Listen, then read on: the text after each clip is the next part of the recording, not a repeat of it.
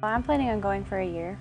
From the beginning, I don't know why, it's just when I originally got the idea of going, or got the call to go, it just was implanted in my head that I would be there for a year. The Salesian Sisters of Don Bosco opened up an orphanage there, and it was through the organization that the executive director, Paul Wilkes, established. He went there and saw that there was a need that needed to be met, and so he put together this organization called Home of Hope. He's actually got the funding to build the first orphanage. Yeah. Like, that was his contribution after he got involved. And he's actually on the process right now trying to build another one. A new one, yeah, because there's 1,500 students and 70 orphans. I just listened to Paul speak, and he said, you know, I was traveling with my wife and we sort of stumbled upon this orphanage, and explained this whole story about how he just went in to visit the orphanage and there was a little girl that had one very dull colored eye. And he asked one of the nuns at the orphanage, what's up with this little girl? Why does she have a dull eye? And the nun proceeded to tell him that she was taken off the street by a gang of The beggar mafia. Yeah, the beggar mafia, I guess is what they're called, and they actually took a darning needle and stabbed her in the eye so that she was a better beggar. And he said at that point in time, when he had heard the story of this little girl, that it was a call to him that he knew that he had to answer. And I sat there and I prayed and I was like, God, this is really impractical. You know, I'm just going to be graduating from school. It just seems really impractical. What am I supposed to do with this?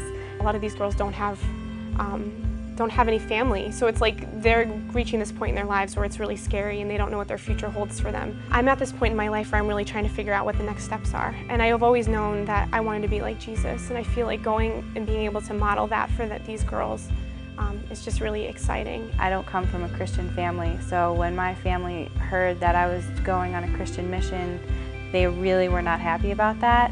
So it was very challenging to try and really go to them with grace and try and teach them that this is who I've become and these are the changes that I'm making in my life, and it's really important. What's really helped me grow and really feel like I've got like how Jesus felt and how Jesus was living his life was I was able to see the humanity in other people, and I've only been able to really do that when I've stepped out of myself and been willing to like meet people where they're at. The idea of being able to go somewhere and like share myself with them is just feels like it's just a really exciting opportunity and something I really want to do. My uncle, who's a very awesome Christian, said to me, if you think life is hard, wait until you start to listen to God, and then it gets even harder.